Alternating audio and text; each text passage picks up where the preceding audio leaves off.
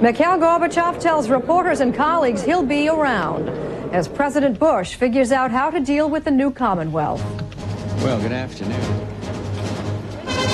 This is NBC Nightly News with Tom Brokaw. Tonight, sitting in for Tom is Jane Pauley. Good evening. Mikhail Gorbachev and the Soviet Union are history. So today, the United States began to shift gears toward Boris Yeltsin and the new Commonwealth of Independent States. President Bush said he's been in close touch with Yeltsin and expects a meeting soon. NBC's Jim Miklaszewski is at the White House. Jim? Jane, just a few months ago, the White House would barely give Yeltsin the time of day. Now Bush is talking about a possible summit with Yeltsin, and they've got plenty to discuss. Just before he met with reporters today, Bush signed the CFE treaty. First negotiated with the Soviets, it reduces conventional forces in Europe. But the enormous problems that lie ahead in dealing with this new Commonwealth left little time to celebrate. First, it's more complex. With no central government, the U.S. must now deal with 12 separate republics. And with their economies on the verge of collapse, Bush himself warned of a potential for chaos. I'm not predicting disaster. I am just saying we've got to be alert to the pressures that are going to be brought to bear on the republics. Hunger is the most immediate threat. U.S. officials predict that some of the republics could run out of food by March. Time is critical. It takes 3 months from the time a shipment of grain leaves port before it turns up as a loaf of bread on a store shelf. Bush officials say U.S. shipments of humanitarian aid will continue, but there's no promise of any new direct financial aid. But U.S. fears over nuclear weapons have been eased considerably. U.S. officials say the republics have given credible assurances over nuclear weapons security. And within 10 days, a State Department team heads to the republics to advise on the dismantling of the weapons.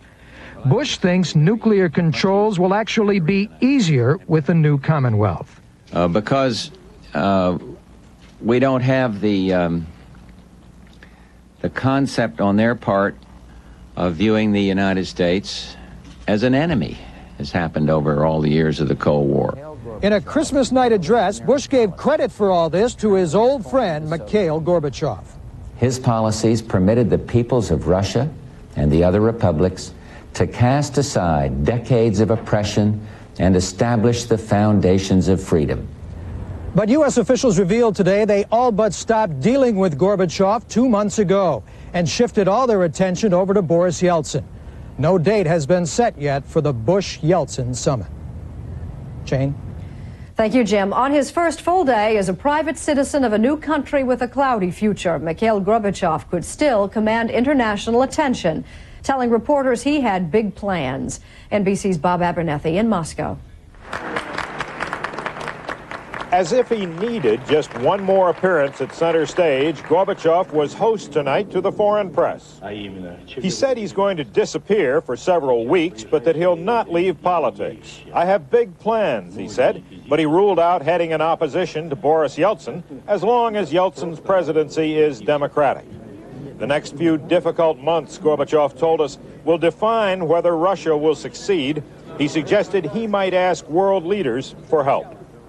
As Gorbachev's old office in the Kremlin stood empty, as the remnant of the old Union's highest legislature finally dissolved itself, and as the flag of Russia flew over the Kremlin, the independent republics of the new Commonwealth face huge problems. Inflation in Russia is already punishing and is going to get worse.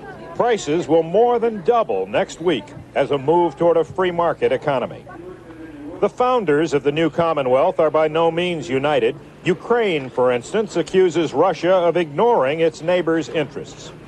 The troops of the former Union are being pulled back from peacekeeping roles they attempted in troubled parts of the country. Who will do the policing now? And how will the armed forces themselves be controlled? Republic officials debated that problem today behind closed doors, and a scholar worried about the possibility of warlords. Regional military leaders are getting their own ideas about their future, and this is potentially very dangerous. This is what can undermine the whole Commonwealth. For the Commonwealth to be peaceful and democratic and to improve economically, it will take work, luck, tolerance, and probably a lot of help. Bob Abernethy, NBC News, Moscow. President Bush also said America should help the new Commonwealth where we can with medical aid. In fact, as NBC's Jim Masada reports now, such assistance already is being provided, and it is desperately needed. An American military cargo plane filled with the latest shipment of U.S.-sponsored aid. This time, $6 million of medical supplies and some Christmas gifts for Russian children. But the real gift is in these boxes. For 1-year-old Anya Samoylova, it's the gift of life. Before, 1 out of 3 children in the burn ward of Children's Hospital No. 9 died not from their burns, but from infection. Jars of antibacterial cream started coming in from the United States 2 years ago. It's made all the difference. The death rate among children with severe burns dropped drastically, and we're able to save our children's lives. Even in the States, the cream is expensive, about $120 a jar. Here, a prime target for black marketeers. Humanitarian aid officials are taking no chances. We lock it, we distribute it by hand to make sure each ward gets it specifically for what they need. And they need more than drugs and sophisticated lab machines. They need everything. Sometimes the sheets are sent back dirty, and it takes 2 months to get a lab coat back from the laundry. U.S. doctors touring Soviet hospitals say conditions remind them of how it must have been in America late last century. Beds propped up by bricks, garbage piled up in operating rooms, primitive sterilization techniques if there's hot water or any running water at all.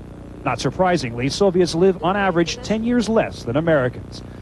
This Philadelphia-based lawyer has made a business out of recycling American medical supplies. He says heart-lung machines, obsolete in the United States, are a godsend here.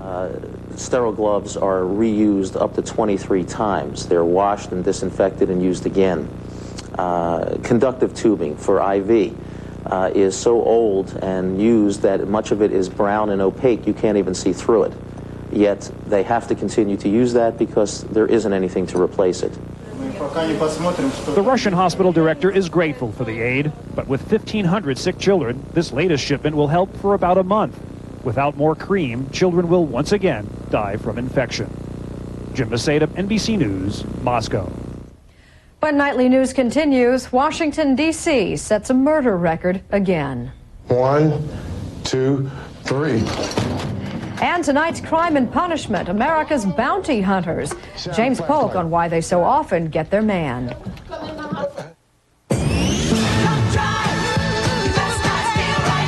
It's the Dodge Drive for the Gold sales drive. Now own Shadow America for only $69.84 thanks to 1,000 cash back. On Caravan, get cash back, and you can get air at no extra charge. Up to $2,000 cash back on select Dodge trucks, and package savings up to $26.83. In soon. See your nearest Dodge dealer today.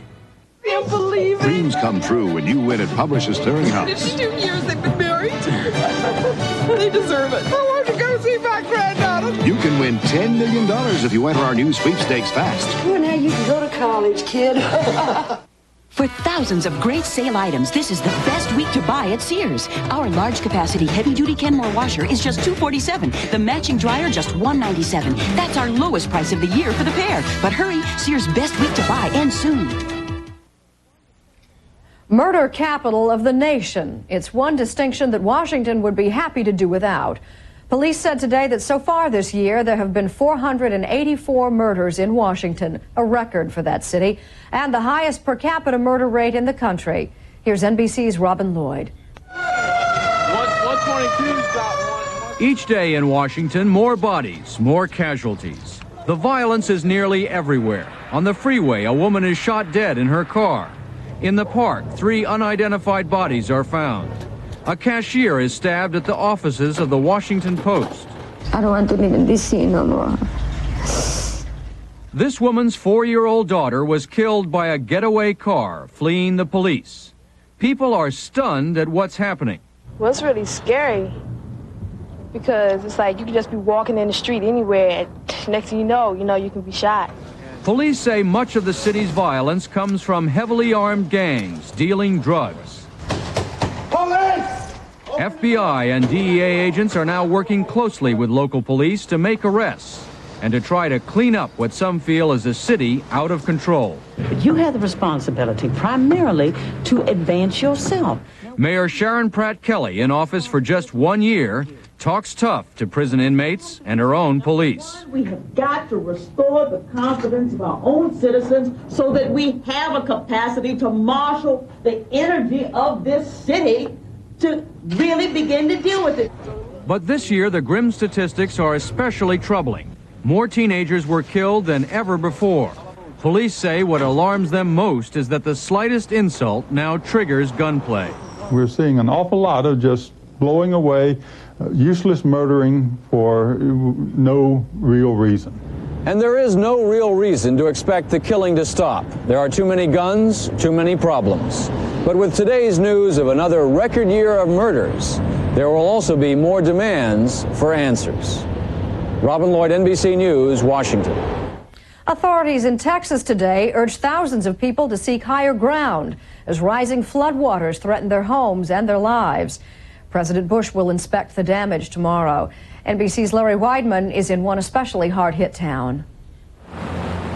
In driving rain, Rick Schmidl spent the day measuring the flow of the flood-swollen Colorado River from the bridge at Horton, Texas. 24. The news wasn't good. We expect it to crest at 48 foot, which will be that amount over the 39-foot level.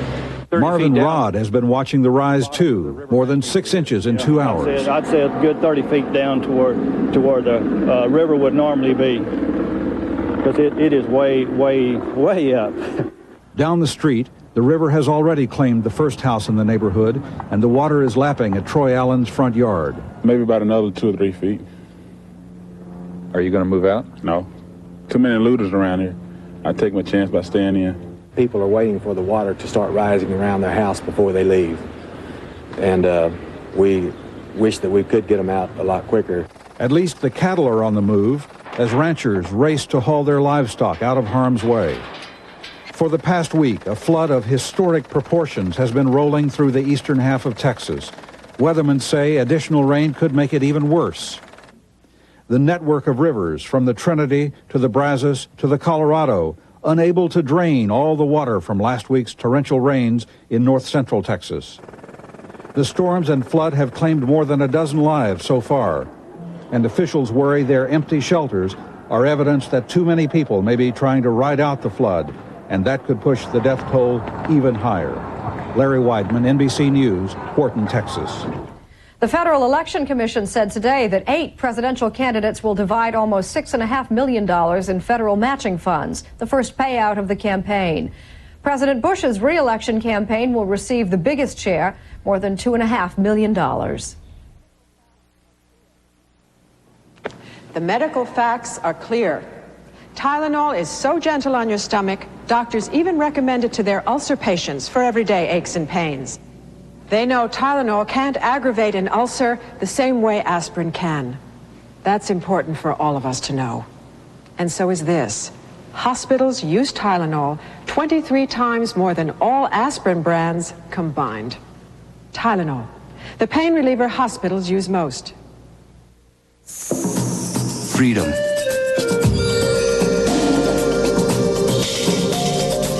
It's the spirit which moves the Cutlass Supreme, a car intelligently engineered to free your eyes, your hands, your senses.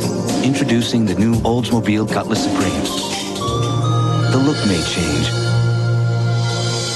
but the spirit remains the same. Oldsmobile, the power of intelligent engineering. Hurry to Red Lobster for the Shrimp Feast. Start with shrimp cocktail, followed by sizzling shrimp scampi, succulent grilled shrimp, and large butterflied shrimp. What a meal. Now you know why it's called the Shrimp Feast, only at Red Lobster. Bring Red Lobster home for the holidays with our sensational party platters to go. Choose from our tasty shrimp and succulent crab claw platters. Unforgettable parties start with Red Lobster's party platters to go. Call us, they're ready in an hour. Tonight's Daily Difference, crime and punishment. Bounty hunting, it's a growth industry. They hunt down the criminal suspects who've jumped bail. And they can do things that might be illegal if done by the police. As NBC's James Polk reports tonight, it's a rough business, but it pays.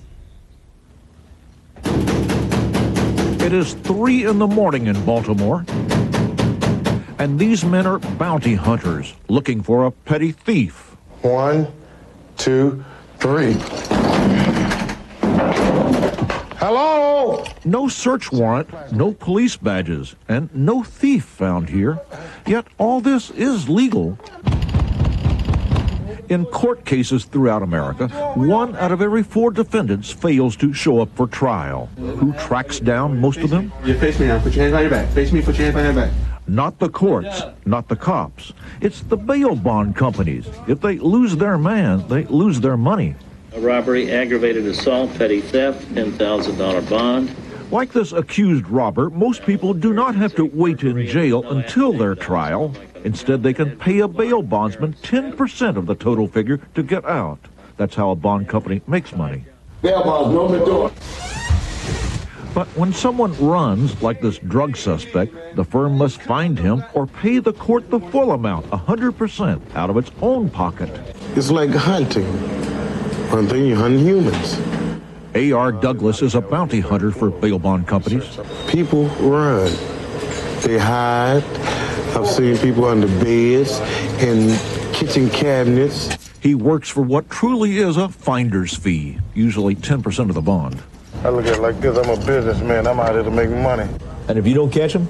Don't get paid. On this night, just 1 catch, this accused thief found in a drug den. What'd you make tonight? $100? $100. At times, though, the stakes can be very high. A $200,000 bond for this cocaine smuggler, Carlos Duque, who disappeared from Miami and fled to Costa Rica, where he bought a ranch, grew a beard, changed his name. He had a new girlfriend. He had his whole new life set up. Had it not been for our effort, he would not have been found. He was clean break. No one knew. It was the bail agency that hunted down Duque and brought him back from Costa Rica. Duque got 30 years with no parole. Open the door! Private bail bond investigators can go almost anywhere without a search warrant and use whatever force is needed. Put your hands where I can see them. Let's do it. Do it now. Do it now. Roll your stomach. Get down, Buttons. Get down. Get down. Roll your stomach. What makes it all legal? This Supreme Court decision on the books since 1873. But is it fair? It's not only not fair, it's not sensible. It doesn't make much sense to say we're going to let these people do what we don't even allow our police to do. But the law is clear. Once we posted the bond for someone, his body belongs to us. What's your name? Most suspects do not know how to run, where to hide. Relatives, girlfriends, somewhere in the neighborhood, they're not very good at it. You're under arrest. You failed to appear in court. Of every 6 suspects who run away, bail agencies catch 5 of them. The time, effort, and cost of all this is borne not by the cops, but by the bail bond companies. In doing this to save themselves money, this is probably the only part of the criminal justice system that saves the taxpayers money, too. James Polk, NBC News, Miami. Tomorrow on Friday Follow-Up, the successor to the 60s commune. It's called co-housing. Ford designed a special truck for night people.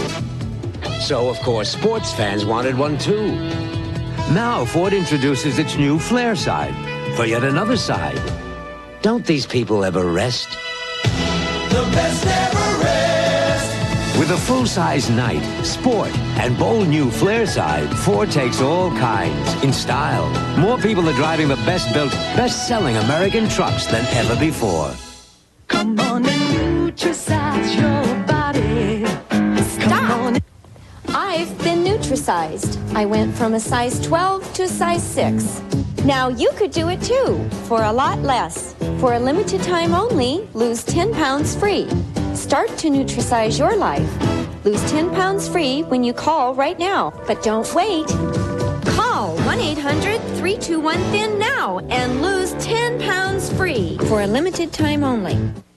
When Marjorie Godsick saw my picture in her mail, she entered the American Family Sweepstakes, and I won $10 million. Because I returned the winning number in time. Congratulations. My picture and the $10 million winning number may be in your mail right now. Return it in time, and you'll be set for life. Don't risk losing a $10 million fortune that can put you on Easy Street real fast. Look for my picture in your mail and enter at once. For thousands of great sale items, this is the best week to buy at Sears. Take our comfortable Flex slacks. Get 2 pairs of these regular fit polyester slacks for just $30. It's our lowest price in 3 years. But hurry, Sears best week to buy ends soon. This is regular. This is better. This Bayer is regular. For headaches, Anacin is better. Why better? Regular Bayer has 1 ingredient. Anacin has 2. A pain medicine plus a second ingredient that makes it work better. Get Anacin. Get better. Troubling new questions tonight about the safety of U.S. airlines. Despite an encouraging safety record this year, a report by the General Accounting Office says the FAA's airline inspection program is so badly flawed that passengers may be endangered. NBC's Robert Bazell. As millions of Americans began returning from their holiday visits, they could rest assured that the number of airline accident fatalities in 1991 has been relatively low. 49 people have died on major carriers and 71 on commuter airlines this year. But the report concludes that the Federal Aviation Administration's inspection procedures, which are based partly on airline safety records, still need improvement. If we conduct maintenance on the basis of a fatality toll, we'll never be preventive. We must not let ourselves be lulled into thinking because there were only this level of fatalities, we can reduce our vigilance. The GAO report was the third in 4 years to criticize the FAA's inspection procedures. The GAO began intensive scrutiny of the inspection procedures after it was revealed that the disintegration of an Aloha Airlines 737 in 1988 was due partly to faulty inspection. Inadequate inspections also contributed to the loss of a cargo door from a United 747, also over Hawaii in 1989. Among the criticisms in the latest report is that the federal inspectors will often find problems, but then fail to follow up to see whether defects are corrected. The report also said the system inspectors used to call attention to the most serious problems was inadequate. In a written response, the FAA said that some of the charges were partially true but exaggerated. FAA officials and those who oversee the agency in Congress agree that the FAA could use more money for inspections, but it is unlikely to get it. Robert Bazell, NBC News, New York. President Bush today nominated Barbara Franklin, a business executive and Republican activist, to be his new Secretary of Commerce. The president said Franklin's first priority was the same as his, jobs and economic growth. Vice President Quayle is getting a pay raise with the new year, just over 4%. His salary will be $166,200. Other federal employees will also get the raise, but not President Bush. As for the economy, the president said today he believes that pessimism about it is going to change. He called the Federal Reserve's decision to lower its key interest rate a good step. The Fed's action continued to be felt on Wall Street today. The Dow Industrials closed at an all-time high, and trading was moderate.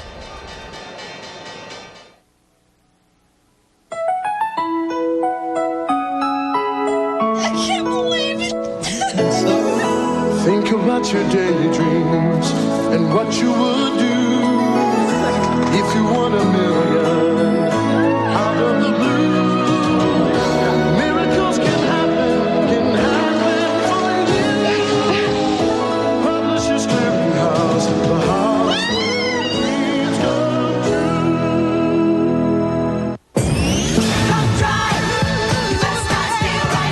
It's the Dodge Drive for the Gold sales drive. Now own Shadow America for only $69.84 thanks to 1,000 cash back. Up to $1,500 cash back on select Dodge cars. Up to $2,000 cash back on select Dodge trucks. And package savings up to $26.83. End soon. See your nearest Dodge dealer today.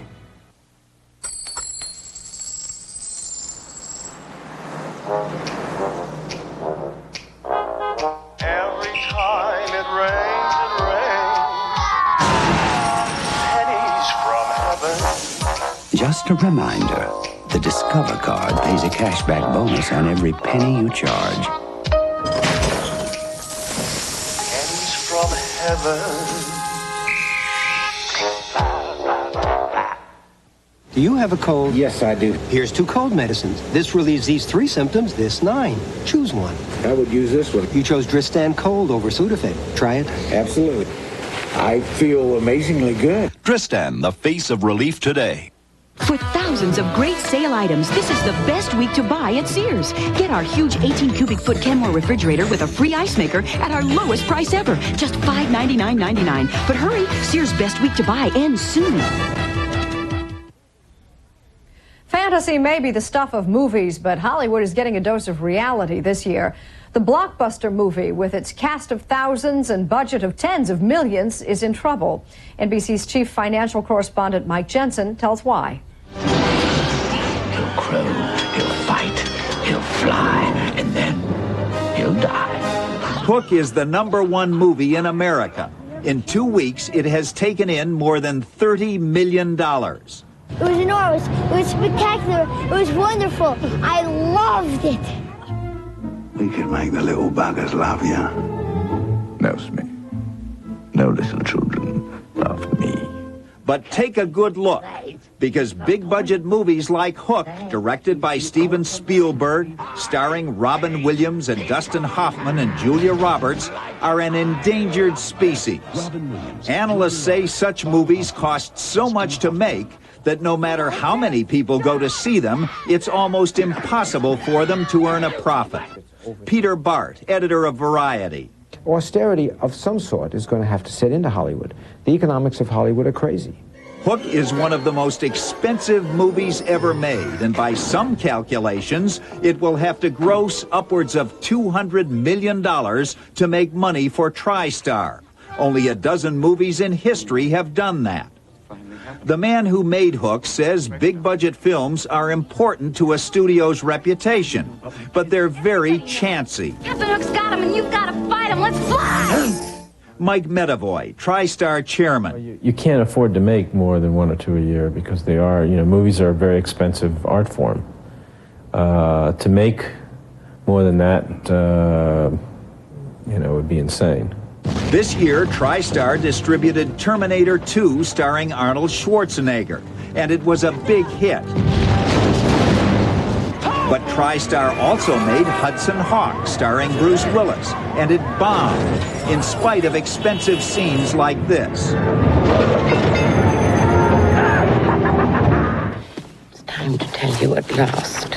In Hollywood, the cost cutters are moving in, so there'll be fewer blockbusters in the years ahead. But they won't disappear. As long as movies like E.T. and Star Wars can take in more than $300 million at the box office, there'll be studios willing to roll the dice. Mike Jensen, NBC News, New York. That's our news tonight. For Tom Brokaw, I'm Jane Pauley. Good night.